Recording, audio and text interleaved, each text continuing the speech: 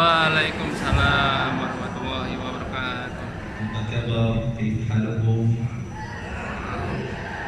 Bagi Baik. aku cinta kalian karena Allah. Alhamdulillah. Bismillah, alhamdulillah, wassalatu wassalamu ala sayyidina Rasulillah sallallahu alaihi wasallam.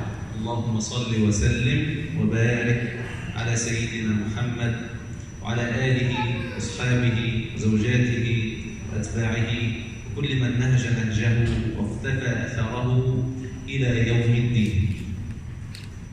أما بعد، إخواني وأخواتي، تقدم لكم بخالص الشكر وجزيل العرفان والتقدير على دعوتكم الكريمة لي كمبعوث من الأزهر الشريف للحضور معكم في برامجكم.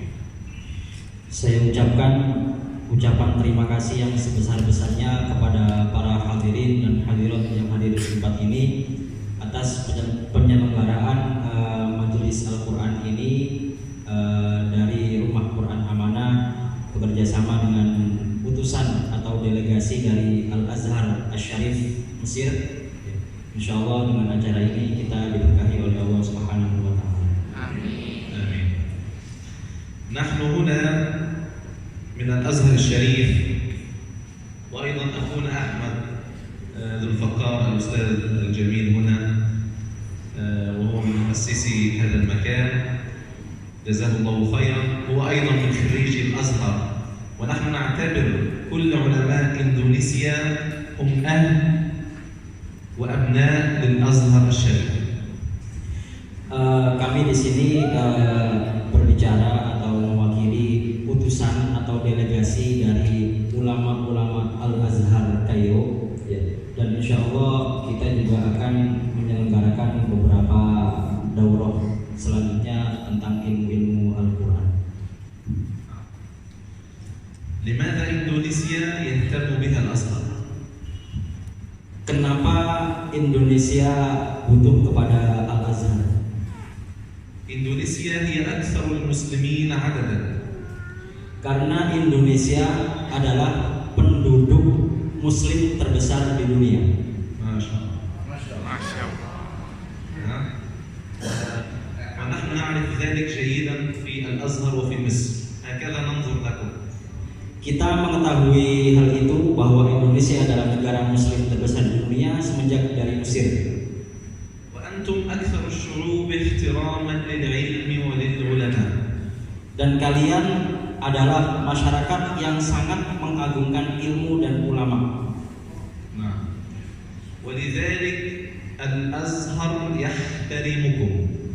Oleh karena itu Al-Azhar juga akan menghormati kalian ويرحب بأبنائكم. dan akan mendidik atau akan menghormati juga anak-anak kalian. الآن موجود أكثر من 5,000 طالب إندونيسي في القاهرة. Sekarang ada sekitar 5.000 lebih para mahasiswa atau mahasiswi yang sedang belajar di Mesir. نعم. وكلهم يدرسون في الأزهر بدون مقابل مادي، هدية. Dan mereka rata-rata belajar di Al-Azhar dengan beasiswa tanpa dipungut biaya. هم أكثر الطلاب عددا. Dan mereka adalah paling banyak atau mahasiswa terbanyak di Mesir dari mahasiswa yang lain, mahasiswa asing.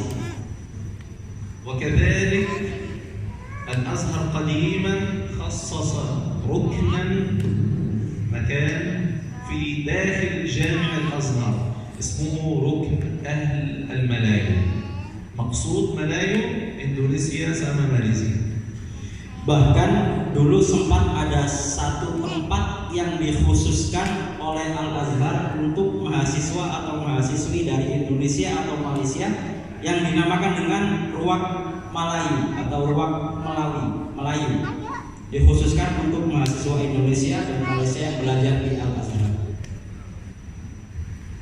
وكذلك الأزهر يرسل مبعوثون الآن أكثر من 30 مرة. لإندونيسيا أيضا هدية لأهل إندونيسيا. Dan saat ini Al-Azhar telah mengutus lebih dari 30 orang atau lebih dari 30 ulama untuk menyebar di seluruh Indonesia sebagai hadiah bagi penduduk Indonesia. منهم تخصصات الفقه والشريعة، تخصصات اللغة العربية، وتخصصات القرآن الكريم والقراءات. فأنا تخصص القراءات أنا وواحد فقط، يعني 2 فقط تخصص قراءات والباقي تخصص شرعي وعربي. وأنا تخصص قراءات كما تعرفون لي سجول قراءة 10 قراءات صحيحة متواترة عن سيدنا النبي صلى الله عليه وسلم. Di antara para utusan itu ada yang mereka khusus atau ahli dalam bidang fikih, ahli dalam bidang syariah, ahli dalam bidang bahasa. Sedangkan saya, beliau Syekh Ahmad At-Tamadi itu takhusus di bidang ilmu qiraat atau ilmu Al-Quran, ilmu qiraat sab'ah, qiraat asyra, dan segala macam ilmu qiraat. كنت أسكن قديما في دار النجاح مع أبنائنا هؤلاء.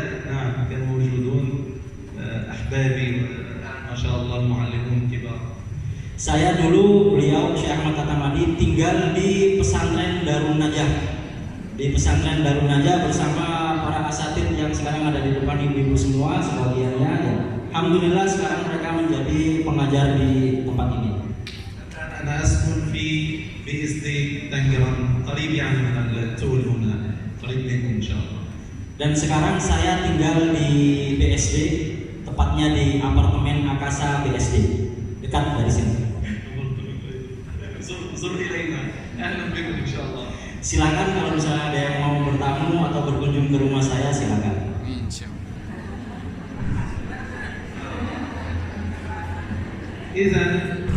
إذا الأزهر هنا بين أبنائه وشعبه الذين أخذوا الفقه الشافعي من الأزهر الشريف. أنتم في الفقه على مذهب الشافعية من كتب الشافعية التي تدرس في الأزهر الشريف. Para penduduk Indonesia atau para masyarakat mengambil ilmu atau belajar ilmu mengenai fikih Syafi'i. Kita di sini menganut atau mengikut pada fikih Imam Syafi'i yang dipelajari oleh para mahasiswa juga di Al-Azhar Mesir. وأنتم أيضا تابعون لمصر والأزهر في تلاوة القرآن الكريم. أنتم محبون لمشايخ الكبار في مصر في التلاوة وخصوصا رواية الإمام حفص. Dan bacaan Quran kita, bacaan Quran yang kita pelajari sekarang itu juga bersanad atau bersumber dari para ulama-ulama Al-Azhar Mesir, khususnya dalam ilmu qiraat yang dinaungi oleh Imam Asy-Syatibi, yaitu juga bersumber dari ulama-ulama Al-Azhar Mesir. إنه توجد روايات أخرى سوف نعرضها لكم بعد ذلك في الكتاب للقرآن الكريم أو لطريقة التلاوة، يعني مادة أطول مادة أقل سوف نخبركم بها. لكن أنتم في الإسناد أكثر أسانيد أهل إندونيسيا سما أهل مصر. Dan insya Allah kita akan belajar pada pagi hari ini sedikit tentang tata cara membaca Al-Quran itu dari sisi 1, dari sisi 2, dan dari sisi yang lainnya. Dan insya Allah juga akan diajarkan oleh Syekh pada hari ini nanti. وطالما تكلمنا عن القرآن الكريم الآن فدعونا ندخل في موضوع المحاضرة.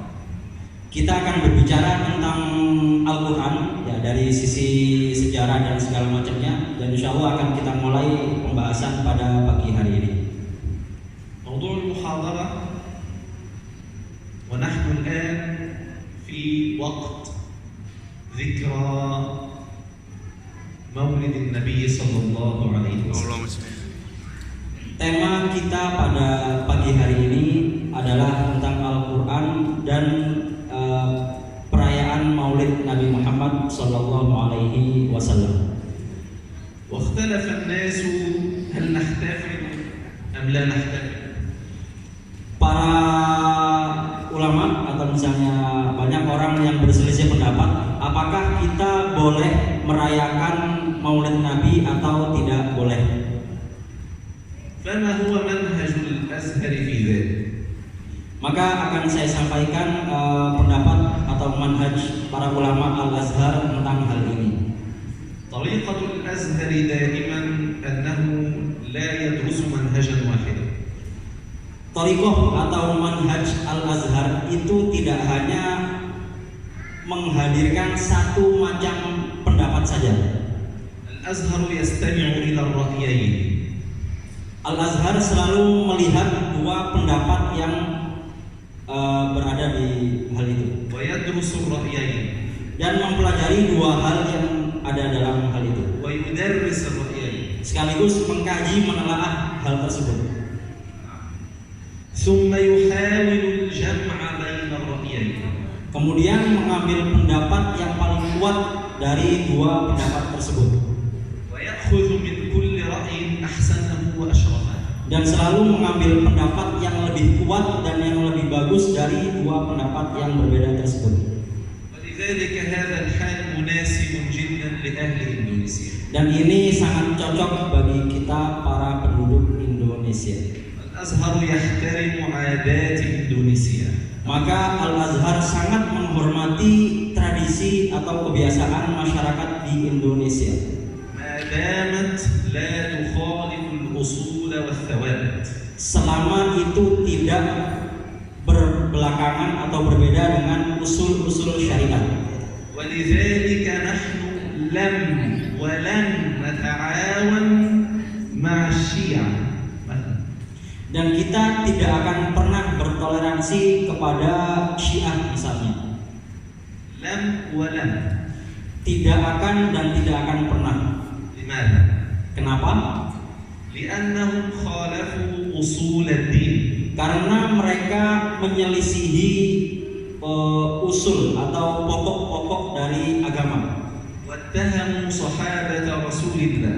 Dan mereka lebih mementingkan para sahabat Rasul Shallallahu Alaihi Wasallam. وطعنوا في زوجات النبي الكريم. Dan mereka juga mencela para istri-istri Nabi Muhammad Shallallahu Alaihi Wasallam. واعتمدوا في منهجهم الكذب والخداع.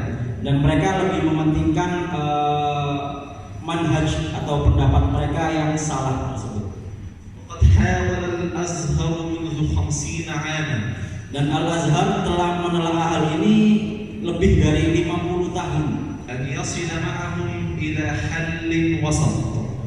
untuk menghadirkan pendapat yang berada di tengah-tengah dari kedua hal ini وإلى رأي واضح. dan kepada pendapat yang jelas tentang hal ini, لكنهم اعتمدوا المراوغة والكذب. untuk menghilangkan segala macam kedustaan yang ada dalam hal ini. بل منهم من خرج يطعن في أصل القرآن. Ada juga yang sampai mencela pada pokok-pokok ilmu Al-Quran. ومنهم من يشكك في نبوة محمد ويقول النبوة أصلها لعلي. Dan sampai ada yang meragukan tentang kenabian Nabi Muhammad Sallallahu Alaihi Wasallam. لأجل كل هذا أوقفنا التعامل والتعاون معه. Karena hal inilah kita tidak akan bertoleransi kepada mereka. ولأجل كل هذا نتعاون مع أهل إندونيسيا. Dan karena hal ini pula kita akan bergandengan tangan dengan tradisi masyarakat di Indonesia. ونحترم عاداتهم. Ya, dan kami juga menghormati tradisi di Indonesia. ونستمع إلى علمائهم ونعتبرهم من أبناء الأزهر. Dan kita mendengar nasihat-nasihat dari para ulama-ulama dan dari para generasi lulusan Al-Azhar. الحمد لله. Alhamdulillah. فإذا أردنا أن نأخذ هذا الكلام في قضية الاحتفال. Maka saya ingin sedikit masuk tentang perayaan Maulid Nabi Muhammad SAW. بعض الفقهية تقول لا نحتفل. Sebagian pendapat fikih mengatakan kita tidak boleh merayakan Maulid Nabi Muhammad SAW. والبعض الآخر يقول بل نحتفل ونعظم. Dan pendapat yang lain mengatakan bahkan kita disunnahkan untuk merayakan Maulid Nabi Muhammad SAW. فبحثنا Maka akan kita bahas, فوجدنا maka kita akan dapati أن الرأيين لا تعارض بينهما. bahwa dua pendapat tadi sebenarnya tidak bertentangan satu sama lain. فالذي قال لا Maka pendapat yang mengatakan tidak merayakan Maulid Nabi قال لا بسبب أنه يحرم الرقص والغناء لكنه لا يحرم أبدا ذكر شمائل النبي صلى الله عليه وسلم. karena ada hal-hal yang memang diharamkan, tapi mereka tidak mengharamkan perayaan Maulid Nabi Muhammad SAW. ولا يحرم الصلاة عليه Dan tidak mengharamkan bersolawat kepada Nabi Muhammad SAW. إذن هو يريد الالتزام بالآداب. Oleh karena itu mereka ingin iltizam, apa iltizam? التزام Berkonsisten terhadap الأدب. adab, yakni konsisten terhadap akhlak adab. مثال أحوال سيدنا النبي وأحوال الصحابة في مجالس التعلم والتدبر والذكر والقراءة، كيف كانوا كأن على رؤوسهم الطيب، بمعنى أنه ثابت. Seperti keadaan atau kondisi Nabi Muhammad SAW dalam mempelajari Al-Quran atau yang lainnya. أدب يعني Akhlak, احترام للقرآن. menghormati Al-Quran. نعم.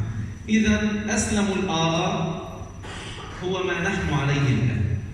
Oleh karena itu para penduduk Arab seperti sekarang هو أن نجتمع على ذكر أحوال النبي صلى الله عليه وسلم. mereka berkumpul untuk mendengarkan atau mempelajari tentang sosok Nabi Muhammad SAW.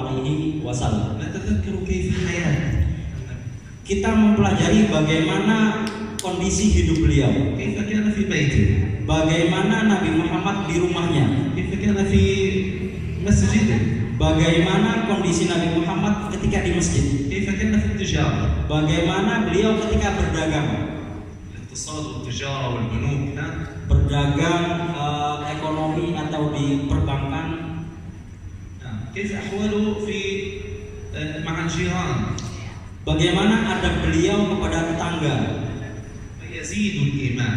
Maka hal ini dapat menambah iman kita. كما قال بعض العلماء Sebagaimana yang dikatakan oleh sebagian ulama, من أهم أسباب القبول الصلاة على الرسول. di antara hal-hal yang dapat dipermudahnya diterimanya doa adalah bersolawat kepada Nabi Muhammad اللهم SAW. صل على محمد.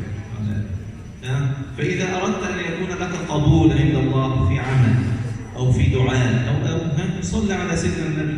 Maka jika para hadirin ingin hajatnya dipermudah, doanya dikabulkan, maka hendaknya bersolawat kepada Nabi Muhammad SAW. ولذلك أنا الآن سأتكلم عن سيدنا النبي، أحوال سيدنا النبي مع القرآن الكريم. Oleh karena itu, hari ini saya akan menjelaskan tentang akhlak Nabi Muhammad SAW terhadap Al-Quran itu seperti apa. كيف يتعامل مع القرآن؟ Bagaimana Nabi Muhammad berinteraksi dengan Al-Quran? كيف يتعامل بالقرآن؟ Bagaimana beliau hidup dengan Al-Quran? كيف كان يعلم القرآن؟ Bagaimana beliau juga belajar dan mengajar Al-Quran? حتى نكثر من الصلاة عليه Sampai kita bisa mendawamkan atau meneruskan mengistiqomahkan sholawat kepada Nabi Muhammad SAW. وأيضا نتعرف على القرآن. Kita akan juga menghadirkan kondisi beliau dengan Al-Quran. ونتشجع لتعلم القرآن. Dan akan saya motivasi kalian untuk sering belajar Al-Quran. نعم. أولا Yang pertama, سيدنا النبي صلى الله عليه وسلم Nabi Muhammad sallallahu alaihi wasallam كان قرآنا يمشي على الأرض. beliau adalah Al-Qur'an yang berjalan di muka bumi. صلى على سيدنا النبي. Bersalawat kepada Nabi Muhammad sallallahu alaihi wasallam. خلقه القرآن، Akhlaknya adalah Al-Qur'an. روحه القرآن، Ruhnya juga Al-Qur'an. صلاته بالقرآن، Salatnya juga Al-Qur'an. معاملته بالقرآن، Interaksi dengan orang lain juga dengan Al-Qur'an. استشفاؤه بالقرآن. Beliau berinteraksi juga dengan Al-Qur'an. سبحان الله. Semuanya dengan Al-Qur'an. اللهم صل وسلم وبارك. Allahumma shalli alaihi. هذا ليس كلامي، Ini bukan perkataan saya. هذا كلام زوجته. Ini omongan istri saya. من؟ Siapa? أم المؤمنين عائشة، Ibunya أعلم الناس بالنبي صلى الله عليه وسلم. Ummul Mukminin Sayyidatuna Aisyah radhiyallahu anha. هي أعلم الناس بأحوال سيدنا النبي. Beliau adalah orang yang paling tahu tentang kondisi Nabi Muhammad sallallahu alaihi wasallam. الله عز وجل جعلها ليحفظ بها نصف الدين. Allah mentakdirkan beliau Sayyidah Aisyah untuk menjaga setengah dari agama ini. هي التي نقلت إلينا كيف كان المصطفى داخل البيت. Beliau juga yang menghadirkan atau mengkabarkan kepada kita bagaimana akhlak Rasulullah itu tatkala masuk ke dalam rumah. وكانت امرأة مباركة. Beliau adalah seorang perempuan atau wanita yang diberkahi oleh Allah. كانت قوية الحفظ. Beliau sangat kuat hafalannya, ذكية العقل. sangat cerdas, وكانت تحفظ شعر العرب كله. dan beliau hafal semua syair-syair Arab. وتعرف أنساب العرب جميعا، هذا ابن كذا ابن كذا ابن كذا ابن كذا، النسب كله، القبائل تعرف. Dan dengan kecerdasan beliau hafal nasab orang Arab semuanya. Ini anaknya ini anaknya ini anaknya ini, semua dia hafal. وكانت تعرف الطب النبوي، يعني سما طبيب الآن. Dan beliau juga paham cara pengobatan ala Nabi. ومع ذلك كانت تعظم النبي صلى الله عليه وسلم. Dan oleh sebab itu kita harus menghormati beliau dan menghormati Nabi Muhammad sallallahu alaihi wasallam. وتنقل كل وتحفظ وتعرف كل أحوال النبي صلى الله عليه وسلم. Dan beliau juga mengetahui semua kondisi atau semua keadaan Nabi Muhammad sallallahu alaihi wasallam. هل رأيتم زوجة تعظم وتحكي عن زوجها في بيته أو عن بيته وأحوال بيته وتبقى على هذا الوفاء دائما؟ هذا قليل يعني. Apakah kalian melihat atau pernah menyaksikan seorang suami atau seorang istri yang sangat mengagungkan suaminya, istri mengagungkan suaminya, suami mengagungkan istrinya, seperti Rasul Shallallahu Alaihi Wasallam dengan Sayyidah Aisyah? إذن هي رأت منه الخير دائما. Kalau kalian menyaksikan hal itu, maka kalian melihat kebaikan semuanya. اللهم صل وسلم وبارك. ولذلك هي قالت هكذا: كان النبي قرآنا يمشي على الأرض. Sayyidah Aisyah berkata bahwa Rasulullah Shallallahu Alaihi Wasallam adalah Al-Quran yang berjalan di muka bumi. نعم.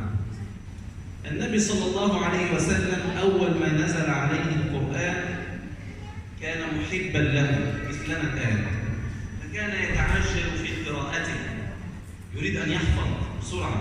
يعني سيدنا جبريل يعلمه يقرأ وهو يقرأ بعده، لكن النبي يريد أن يأخذ الكلام بسرعة، فأنزل الله عز وجل: لا تحرك به لسانك لتعجل. Tatkala Al-Quran itu pertama kali diturunkan kepada Nabi Muhammad SAW, beliau sangat senang sekali. Hati beliau bergetar. Beliau langsung bergegas untuk mempelajarinya, menghafalkannya. Beliau menyuruh Jibril untuk bacakan wahai Jibril, maka beliau menirukan. Bacakan wahai Jibril, maka beliau menirukan. إذن القرآن يعلمنا التؤدة والطمأنينة والسكينة والهدوء. Oleh karena itu kita diperintahkan untuk membaca Al-Quran dengan tenang, dengan nyaman, dan dengan ketenangan hati. مثل أهل إندونيسيا seperti orang-orang di Indonesia. وقد ظهر هذا في تلاوتكم للقرآن الكريم. Saya telah menyaksikan itu dari bacaan Al-Quran kalian. عندنا في العرب يعني ونحن نعلم الناس، فإذا نعلم الطالب الجديد نقول له اقرأ مثلا بسم الله الرحمن الرحيم ألف لام ميم ذلك الكتاب لا ريب فيه. هو ذلك الكتاب لا ريب فيه، هو يريد أن يحفظ بسرعة ذلك الكتاب لا ريب فيه للمتقين، لكن ما شاء الله في إندونيسيا يقرأ ذلك الكتاب لا ريب فيه، يقرؤون بهدوء. الناس هذه عادة الناس جميعا، لكن في الدول العربية هو يريد أن يتعجل ليحفظ، لا يريد أن ينسى. Saya juga mengajar Al-Quran di Mesir. Tatkala ada anak Arab atau orang Mesir gitu, ketika belajar Quran ke saya, mereka selalu tergesa-gesa. Alif lam mim dzalikal kitabu la raiba fihi, alif lam mim dzalikal kitabu fihi. Tapi tatkala saya melihat anak Indonesia yang belajar Quran kepada saya, mereka tenang, santai dan menghayati bacaan mereka.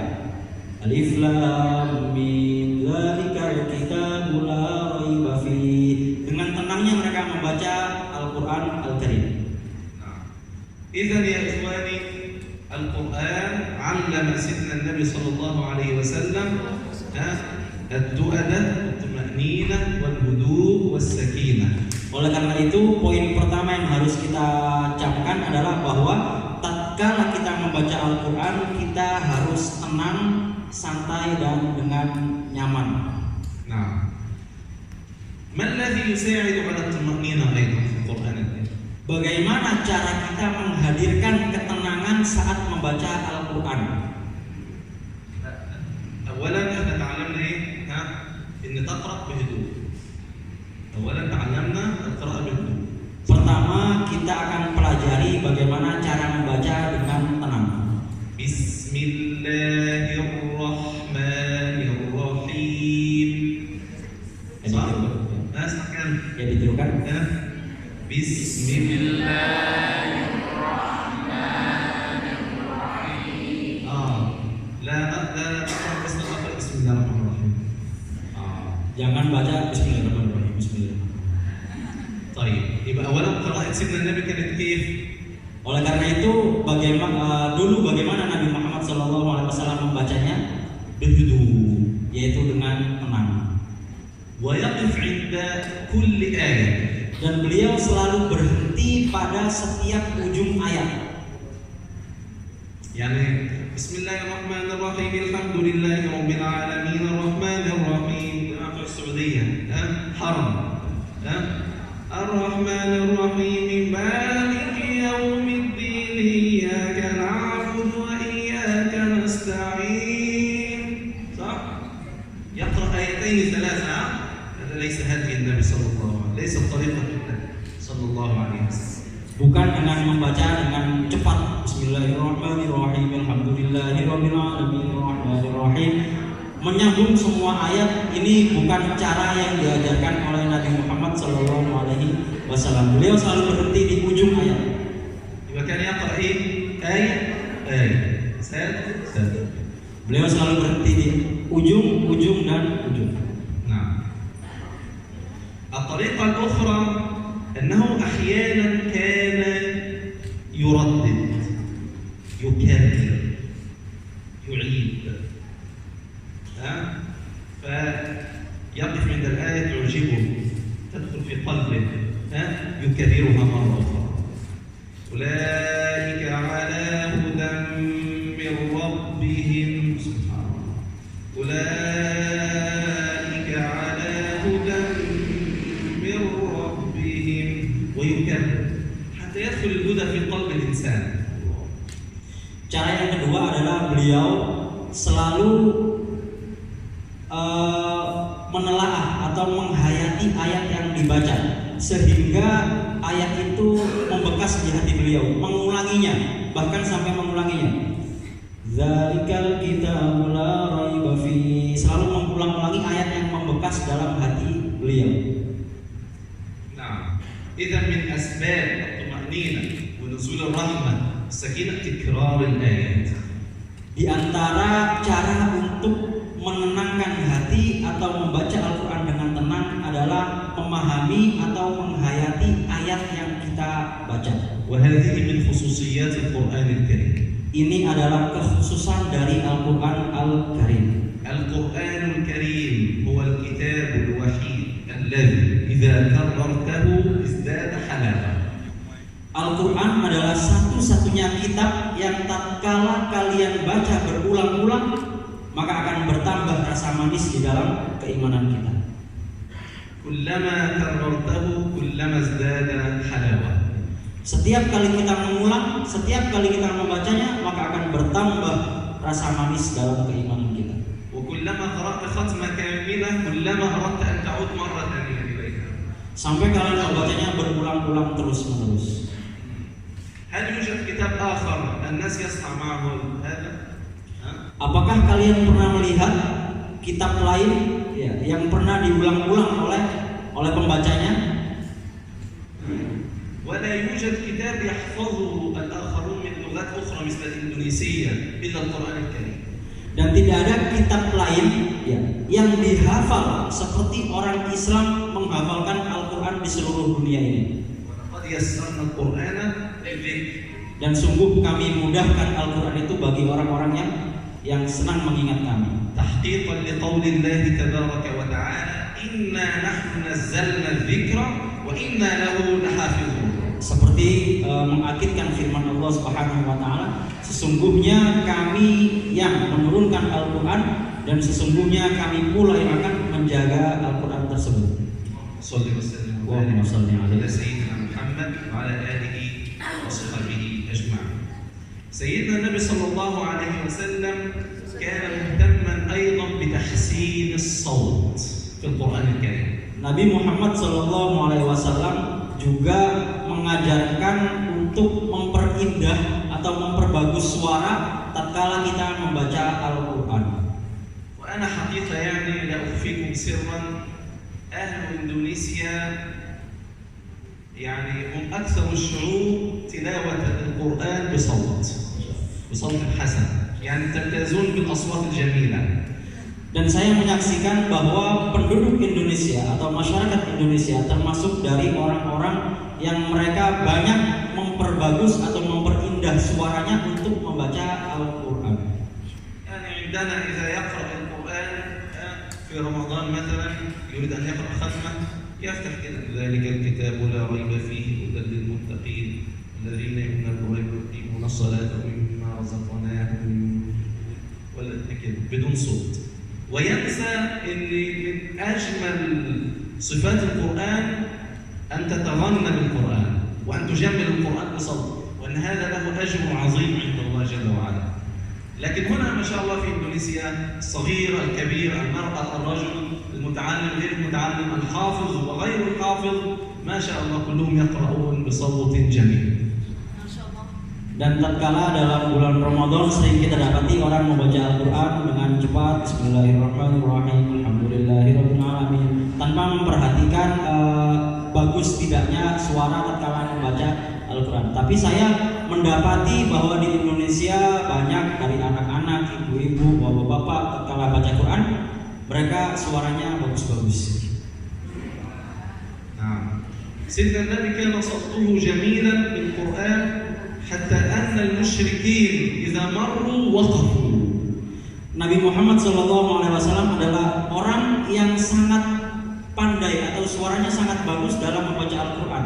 Tatkala ada orang musyrik atau orang kafir lewat depan beliau mendengarkan bacaan Quran beliau sampai mereka berhenti karena saking indahnya bacaan Quran Nabi Muhammad SAW.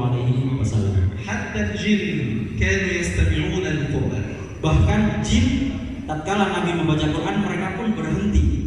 Qala al-jin inna sami'na Qur'anan 'ajaba.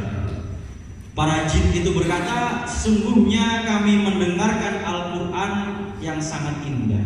Masya Allah. Allahumma salli wa sallim wa barik ala sayyidina Muhammad wa ala alihi wa sahbihi. Hatta qala sayyidina Nabi, "Laisa minna man lam yataghanna bil Quran." Bahkan Nabi Muhammad SAW bersabda dalam salah satu hadisnya, bukan termasuk golongan kami, yaitu orang yang tidak mengiramakan atau tidak membaca Al-Quran dengan indah. Yaqulullah Jalla wa Ala, Allah Subhanahu wa taala berfirman, fima rawahu anhu Sayyidina Nabi sallallahu alaihi wasallam, yang disampaikan oleh Nabi Muhammad sallallahu alaihi wasallam, ma adzina Allahu li ahadin kama adzina li nabiyyin hasan as-sawt. Ma ma'na adzina? Istama'.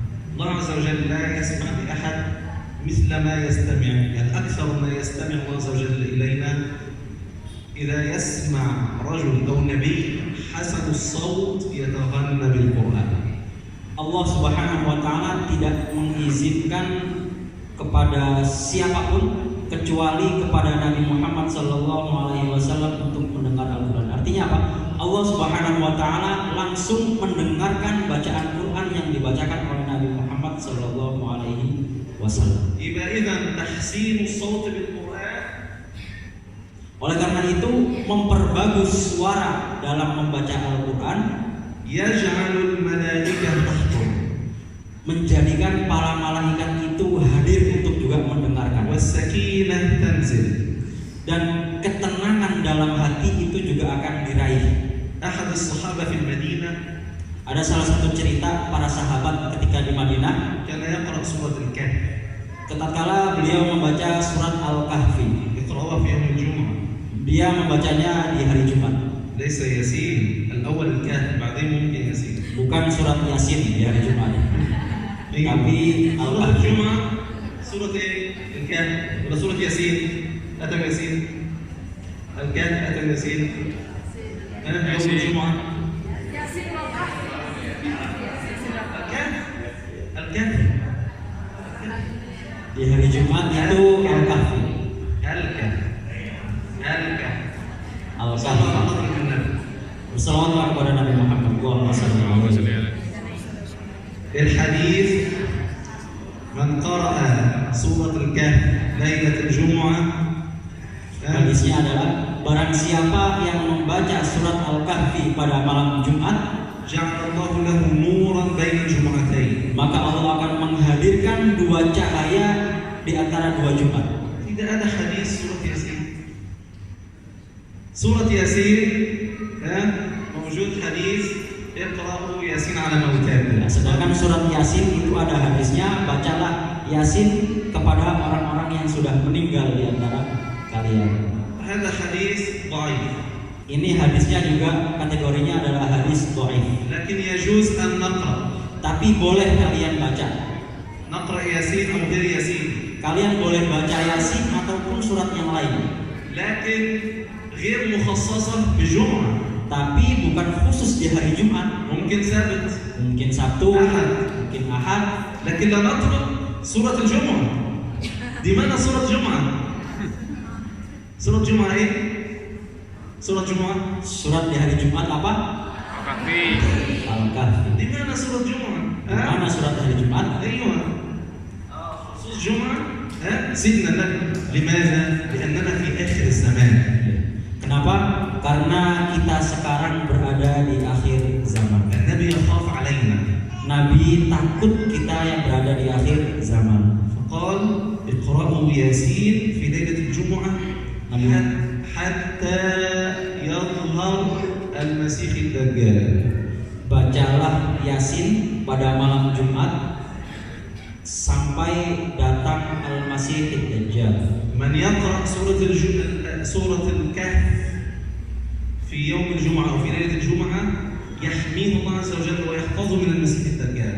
Barang siapa yang membaca surat Al-Kahfi pada malam Jumat atau pada hari Jumat, maka dia akan dijaga oleh Allah Subhanahu wa taala dari fitnah Dajjal. فتنة الدجال. النبي رحيم بالأمة. Nabi Muhammad sangat sayang kepada kita. توفي منذ أكثر من 1000 سنة. Beliau wafat sudah lebih dari 1000 tahun. لكن رحيم يخاف علينا حتى الآن. Tapi beliau sangat sayang dan sampai mengkhawatirkan kita yang hidup di akhir zaman. لا تترك سورة الجمعة.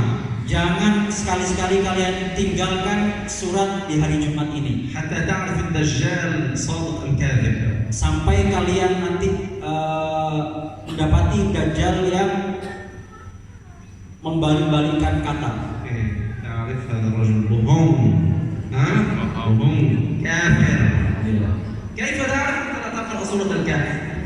Bagaimana kalian tahu nanti itu tatkala kalian sudah mengistiqomahkan surat Al-Kahfi? إن شاء الله Insyaallah. يكون عندكم برنامج سورة الكهف كل ليلة جمعة وكل يوم جمعة. Insyaallah ستجاب.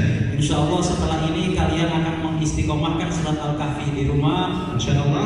إن شاء الله. Amin. دي سنين ممكن ياسين سنين ثلاثاء أربعاء. Mungkin surat Yasin hari Senin, Selasa, Rabu, sedangkan hari Jumat tetap surat Al-Kahfi. اتفقنا؟ sepakat? خلاص كده. Alhamdulillah. فكان هذا الصحابي يقرأ سورة الكهف. Kita kembali ke kisah, ada sahabat yang membaca surat Al-Kahfi. وكان معه ابنه الصغير. Dia punya seorang anak kecil. وكان معه حصان كودا. Dia juga punya kuda. فهم كودا؟ Kuda. وهو يقرأ صوته جميل. Dan dia membaca surat Al-Kahfi dengan suara yang sangat merdu. الحمد لله الذي أنزل الكتاب على عبده ولم يجعل له عوجا قيما. وهو يقرأ والحصان هدى يتحرك يمين ويسار يمين ويسار Masya Allah. حتى كاد أن يقتل ابنه ويتحرك. Masya Allah. Tatkala beliau membaca surat Al-Kahfi dengan suara yang sangat merdu tadi itu, kudanya tiba-tiba bergerak ke kanan, bergerak ke kiri, bergerak ke kanan ke kiri, sampai anaknya tadi itu ketakutan. فخرج ينظر ماذا حدث. Kemudian beliau keluar melihat apa yang terjadi di luar. فوجد مصابيح في السماء. Maka beliau mendapati cahaya turun dari langit. كانت موجودة ثم بدأت ترتفع. Ada, turun, kemudian naik lagi. فذهب إلى النبي صلى الله عليه وسلم سريعا. Maka kemudian beliau langsung bergegas menuju kepada Nabi Muhammad SAW. وأخبره بما حدث. Kemudian menceritakan apa yang terjadi. فقال له سيدنا النبي صلى الله عليه وسلم. Kemudian Nabi Muhammad SAW berkata kepada dia, تلك الملائكة. itulah malaikat حضرت تستمع القرآن. yang hadir mendengarkan bacaan Qur'anmu tadi. ولو ظللت على هذه الحالة لو استكملت الصورة حتى الصباح تقرأ بنفس الطريقة. Tatkala kamu menyempurnakan bacaan surat tadi sampai pada pagi hari, لرآها الناس في الصباح. pasti akan dilihat oleh manusia semuanya pada pagi hari. الله أكبر. Allahumma shalli ليس منا من لم يتغنى بالقرآن. Bukan termasuk golongan kami adalah orang-orang yang tidak memperbagus atau tidak mengiramakan bacaan Al-Quran. زينوا القرآن بأصواتكم. Hiasilah Al-Quran itu dengan suara-suara indah kalian. كده عرفنا إيه؟ من أول يلا بداية كده مرة أخرى. أنت أداء الهدوء في القراءة. ترتيل ورتل القرآن ترتيل. هذا واحد. Kita paham dari awal bahwa yang pertama adalah mentartilkan Al-Quran. ثانيا. Kedua adalah الوقوف على كل آية. berhenti pada setiap ayat. ثالثا. Yang ketiga تكرار. adalah mengulang-ulangi آيات. ayat yang kita baca. رابعا. Yang keempat, صوت جميل. suara yang indah, suara yang merdu. خامسا. Yang kelima البكاء. adalah tangisan tatkala kita membaca Al-Quran. فإن لم تبكي فتبكي. صلى الله عليه وسلم. Maka tatkala kalian tidak menangis baca Quran, maka ingatlah Nabi Muhammad SAW. فكان يقرأ أحد الصحابة رضوان الله عليهم. Dulu ada satu sahabat radhiyallahu anhu, وقال حتى وصل إلى في سورة النساء يعني. tatkala beliau membaca surat An-Nisa, فكيف إذا جئنا من كل أمة بشهيد وجئنا بك على هؤلاء شهيدا صلى الله عليه وسلم فبكى صلى الله عليه وسلم. Tatkala beliau membaca salah satu ayat dalam surat An-Nisa yang langsung mengkhitab Nabi Muhammad SAW, dia langsung mengingat Nabi Muhammad dan langsung meneteskan air matanya. خلاص إذن هذا ماذا يسمى البكاء أو التباكي. Inilah yang dinamakan dengan tangisan tatkala kita membaca Al-Quran. تمام؟ يعني ممكن لا يجد بكاء، ماذا يفعل؟ يحاول البكاء التباكي. Tatkala kita tidak bisa menangis, maka kita usahakan terus untuk mengingat-ingat maknanya yang ada di dalamnya. حتى يفتح الله عز وجل له فتوح العارفين والعلماء، يفتح له المعاني، يفتح له الرحمة، يجد سكينة في قلبه هكذا. Sampai dibukakan pintu-pintu rahmat Allah Subhanahu wa taala untuk menenangkan hati kita. بعد ذلك إذا مر صلى الله عليه وسلم على آية فيها عذاب تعوذ أو على آية فيها رحمة ترحم، فيها جنة طلب، فيها نار تعوذ هكذا. Tatkala Nabi Muhammad SAW membaca Al-Quran yang di dalamnya terdapat ayat yang berisi tentang azab, maka beliau langsung memohon kepada Allah Subhanahu wa taala. Tatkala beliau membaca Al-Quran yang di dalamnya ada rahmat, maka ketika itu beliau langsung memohon kepada Allah Subhanahu wa taala. Sallallahu alaihi wasallam. طيب احنا كده آخر شيء قلنا إيه؟ Baik. ماذا قلنا في الآخر؟ آخر شيء ده الإيه؟ لا يعني طيب نختم بقضية أخرى أيضا، أنه صلى الله عليه وسلم قلنا مرة على آية رحمة عذاب تعاون صح؟ خلاص عرفنا هذا؟ طب مثال يعني تدريب لهذا، نعطي مثال؟ Kita akan coba hadirkan satu ayat yang di dalamnya ada berisi tentang azab, kemudian kita memohon kepada Allah Subhanahu wa taala. Yang ada ayat isinya rahmat, kita memohon rahmat kepada Allah Subhanahu wa taala. Bala man kasaba sayyi'atan wa ahatat bihi khati'atuhu fa ulaika ashabun nar. أعوذ بالله النار أعوذ بالله من النار. أولئك أصحاب نار فاير. عندكم إيه بالإندونيسية؟ أبي. تمام. هم فيها خالدون والذين آمنوا وعملوا الصالحات أولئك أصحاب الجنة. جنة. اللهم إني أسألك الجنة. يقف صلى الله عليه وسلم يوقف القراءة ويطلب. هم فيها خالدون يستكبر. Tatkala beliau membaca ayat Quran yang di dalamnya ada cerita tentang neraka, ashabun nar, beliau langsung memohon, ya Allah, ampunkanlah dosa kami dan bebaskan kami dari api neraka. Berhenti dan berdoa. Tatkala beliau membaca ayat yang ada kata-kata nikmat surga, ashabul jannah, beliau berhenti kemudian memohon, ya Allah, golongkanlah hamba termasuk orang-orang yang ahli surga. Tatkala ada ayat yang menceritakan tentang kondisi itu, beliau langsung berdoa memohon kepada Allah Subhanahu wa taala. أنا سأختم فقط بقضية واحدة، لأن في قضايا طبعا كثيرة أخرى، لكن نختم بقضية الاستشفاء بالقرآن. Maka akan saya tutup materi pada hari ini dengan akan pembahasan tentang istishfa bil Quran, yaitu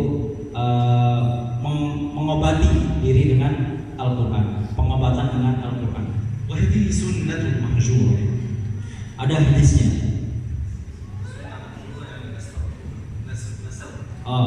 Ada sebuah hadis atau sebuah amalan yang manusia sudah tidak memperhatikannya lagi. فبعض الناس يقول أنا أذهب إلى الشيخ الذي يرقي خلاص، يعني لا يرقي نفسه ولا يرقي ابنه ولا يرقي زوجته ولا يرقي أمه المريضة، لكن يقول فقط نذهب للشيخ أو نطلب الشيخ يأتي للرقي. أنا أريدك أنت أن ترقي نفسك بنفسك أولا ثم بعدين ابحث عن شيخ لا بأس. Ada seorang yang datang kepada Syekh, wahai Syekh, tolong doakan saya, anak saya sedang sakit segala macamnya. Ya, saya ingin setelah ini kalian sebelum datang ke Syekh itu kalian lihat dan baca Al-Quran lagi. أنا أريدك أن ترقي نفسك كل يوم. Saya ingin kalian mengistiqomahkan setiap hari. نعم. فهذه سنة النبي صلى الله عليه وسلم الاستشفاء بالقرآن. Maka di antara sunnah Nabi Muhammad SAW adalah mengobati diri sendiri dengan Al-Quran. لا بأس أن تذهب لطبيب، لا مشكلة. اذهب للطبيب أيضا، لا بأس. لكن أولا بالقرآن. Saya bukan melarang kalian untuk pergi ke dokter, ya. Kalian kalau sakit tetap pergi ke dokter, ya. Tapi sebelum pergi ke dokter, pertama pergilah ke Al-Quran terlebih dahulu. وإذا أخذت الدواء من الطبيب، خذ الدواء مع القرآن. Tatkala kalian mengambil obat dari dokter, maka ambil juga obat dari Al-Quran. بعض الناس إذا مرض يترك الورد أو المراجعة أو كذا. Sebagian manusia tatkala sakit dia sama sekali meninggalkan wirid atau meninggalkan membaca Al-Quran. ونحن نقول له استشفي بالقرآن. Kami katakan kepada dia, mintalah obat dengan perantara Al-Quran. قال الله عز وجل Allah Subhanahu wa taala berfirman, وننزل من القرآن ما هو شفاء ورحمة للمؤمنين. dan tidaklah kami turunkan Al-Quran itu melainkan dia sebagai obat bagi orang-orang yang beriman. شفاء روح، Obat itu adalah obat rohani kita, شفاء عقل، شفاء قلب، syifa atau obat hati kita, ترتيب للعقل وتصفية للعقل، yaitu lebih mencerahkan akal kita, وأيضا شفاء للجسد. dan juga obat bagi jasad kita. جرب لكن جرب بيقين وصدق. Silakan dicoba, tapi syaratnya kalian mencoba membaca Al-Quran dengan keyakinan yang penuh agar bisa jadi obat. فإذا مرضت فاقرأ سورة الفاتحة مثلا بيدك اليمنى على يدك أو على رجلك أو على صدرك حيث المرض يعني، واقرأ سورة الفاتحة 7 مرات.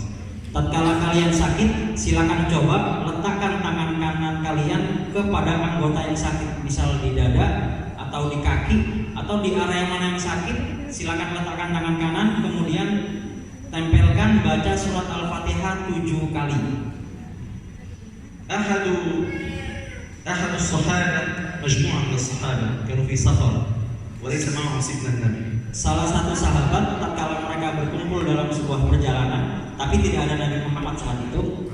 ليس معهم سيدنا النبي. Mereka tidak bersama dengan Nabi Muhammad SAW. فمروا على قرية. Mereka melewati sebuah pedesaan. رئيس القرية Kepala desanya, ليس مسلم يعني، أو القرية كلها ليست مسلم. kepala desanya bukan seorang Muslim. وهو مريض. Dan kepala desa tadi itu sedang sakit بسبب ثعبان. digigit ular. موجود كثير في إندونيسيا.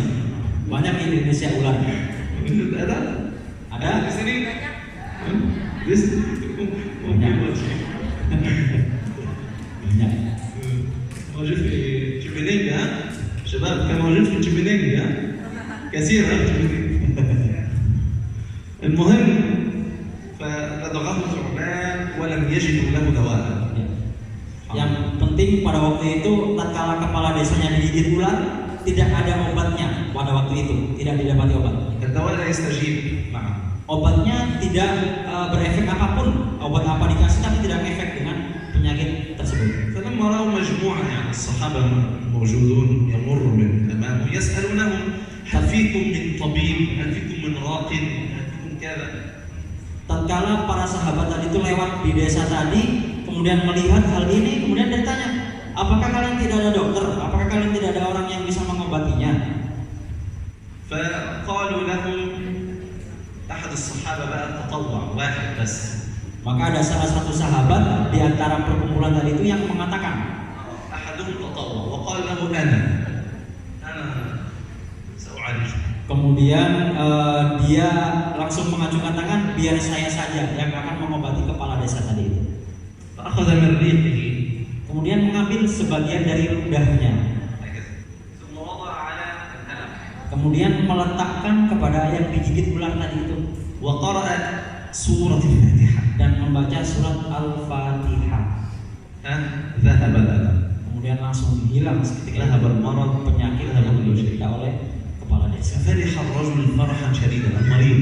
Kemudian kepala desa tadi itu sangat senang dan sangat gembira sekali. وأعطاهم قطيعا من الغنم، مجموعة كبيرة من الغنم والغنائم والجمال والحصان وكذا.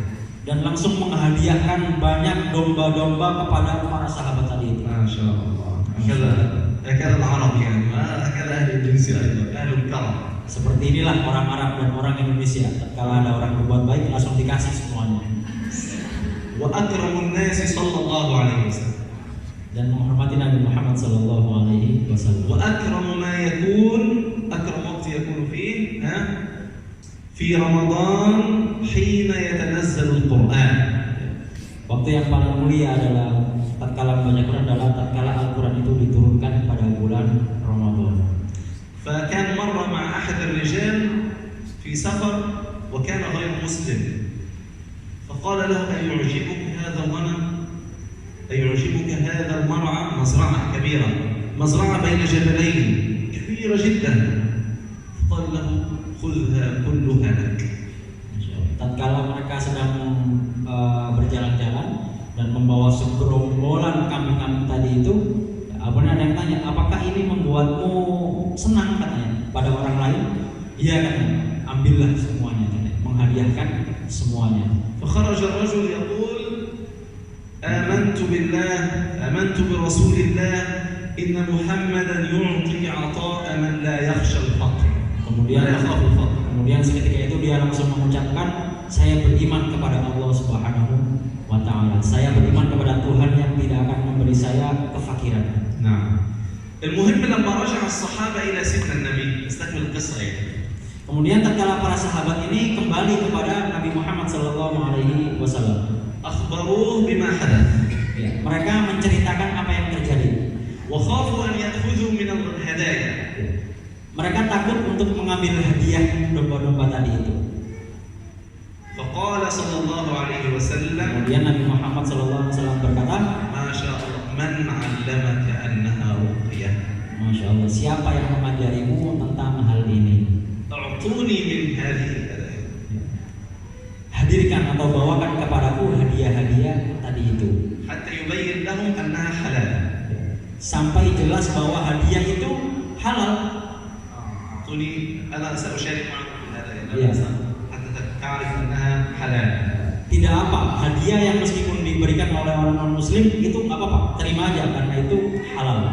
ولذلك سورة الفاتحة اسمها إيه؟ سورة الفاتحة. سيبقى لنا سورة الفاتحة، سورة الصلاة، سورة الصلاة، سورة الرقية. Surat Al-Fatihah dinamakan surat apa? Salah satunya dinamakan dengan surat Ar-Ruqyah, surat pengobatan. سورة الصلاة لأن الصلاة لا تصح إلا بها. Surat Al-Fatihah adalah surat yang harus kita baca ketika sholat dan tidak akan sah sholat kita tanpa membaca surat Al-Fatihah. فإذا صلحت الفاتحة صلحت الصلاة. Maka tatkala Fatihah kita sah atau benar, sholat kita pun juga jadi sah. وإذا فسدت الفاتحة فسدت الصلاة. Dan jika Al-Fatihah kita itu salah atau tidak benar, maka sholat kita juga tidak benar. كذلك اسمها سورة الشفاء. Oleh karena itu dia juga dinamakan sebagai surat syifa, pengobatan. وسورة الرقية. Juga dinamakan dengan surat Ruqyah, pengobatan. ما شاء الله. Masya Allah. هذا خير نحن محرومون منه. Inilah yang mulai ditinggalkan oleh banyak orang. لماذا تنتظر الشيخ يذهب لأبنائك للرقية؟ ارقي أنت أبنائك كل يوم. Kenapa kalian harus pergi ke seorang syekh untuk mengobati anak kalian dengan doa-doa beliau? Kalian bisa langsung mengobatinya dengan diri kalian sendiri tiap hari.